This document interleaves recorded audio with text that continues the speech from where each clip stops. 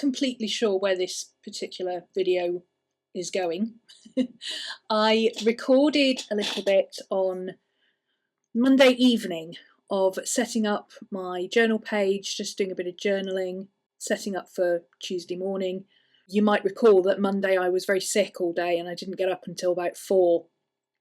And then I built my bookcase, and then I did a little bit of pottering, as you can see, just to get my mind creative. I like to do something every day, even if I don't feel like it. So this is my answer to doing something every day, even if I don't feel like it. I arse about in my planner, basically. I'm using the OmniJournal format still. So I've got everything in one place. My journaling, my writing, my art, my planning, my notes, everything is in this one book at the moment, with the exception of urban sketching that I'm doing and my YouTube and class notes, which are in a composition book. I was literally just going along, putting in what I needed to do first thing on Tuesday morning that I had not managed to do on Monday, and then crossing off what I had done on Monday or what I was doing now. Rummaging through my pile of collage bits. Most of the collage bits that I'm using on these particular pages are either from Courtney at Little Raven Ink, from her Patreon, or from various bits of odd papers and stuff or sketches that I've got from my own pile of bits. And I think I actually used a piece by Tisha Moore at some point, but I'm not really thinking about that when I'm doing things, so it's quite difficult to make a list of what I'm doing, because this is literally me just switching off and doing stuff. I'm not thinking about this, I'm not particularly planning it out, I'm just sticking stuff on pages and seeing where it takes me.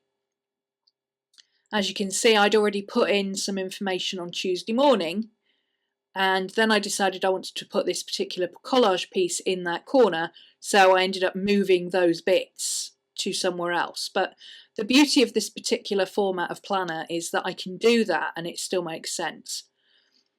The format that I'm using, kind of hybriding at the moment, I haven't got the actual planner yet because it's a Kickstarter project that I'm waiting for delivery on, but they gave us a electronic PDF version, which is not a fully working version, as you'll see when I actually get the planner.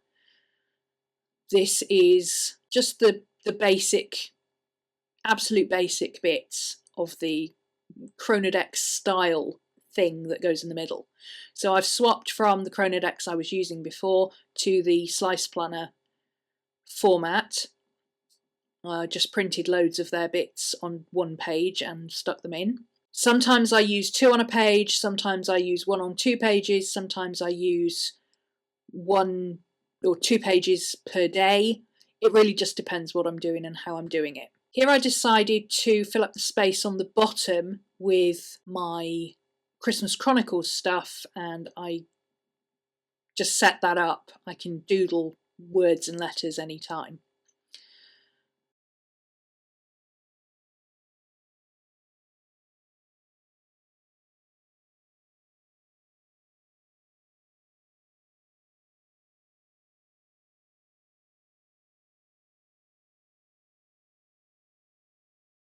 My monthly layout is at the back, and it's just a basic drawn-in calendar.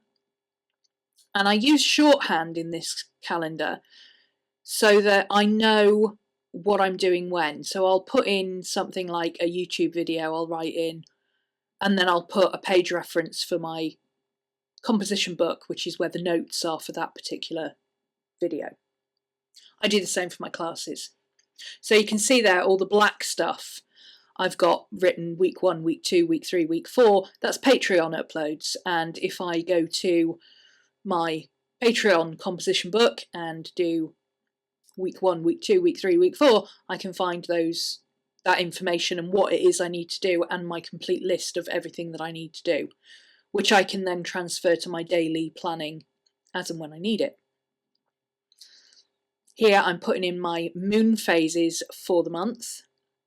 In fact, I think most of what I was doing here was putting in moon phases and astrological stuff. It's something that people have asked me about before, and I'll put some information in the link down below for various pages that you can get this information. I happen to use these three: the pagan phases of the moon, the pagan calendar pages, which I use to put in as my sabbats, putting in Mother Night and Yule there. I also put in the star signs for the moon phases, so where the moon is, if it's in Scorpio or Libra or whatever. And then I have this page that I go to, which just gives me an overview of the whole month. You know, things like the fact that Mercury goes retrograde in Capricorn in the middle of the month. Yay, because we all love when Mercury goes retrograde. So yeah, putting that kind of information in, but I don't put absolutely everything in. I only put in things that relate to me. So there was a few things that bore no particular relevance to my chart. Anything that involves Mars, not really going to be all that useful for me because I don't have any Mars or Aries in my chart. I mean, obviously I have a place where Mars is in my chart, but it's not a particularly, you know, it's just there. It's not really doing anything. It doesn't aspect anything. It doesn't affect anything. Same with Venus. It doesn't do anything. It's just sitting there. It doesn't affect anything. However, I did put Venus in there, as you can see. It was the last thing I wrote in because Venus moves into Aquarius and I'm an Aquarian. So that will affect me. It's transiting into my birth sign. But, you know, if it had been going into Libra or something, I don't have any Libra in my chart either, so I wouldn't have bothered. I really don't need to put that information in because it's not going to affect me. I only put in aspects that I think are interesting or that could be potentially aspecting my own chart or my own transits. Once I've finished doing this, I will then go back and refer to my own chart and my own information to put in my own transits. But there's really no point in sharing those because I would have to explain it and we don't have time. In fact, we're out of time. So I hope you enjoyed that little mini plan with me.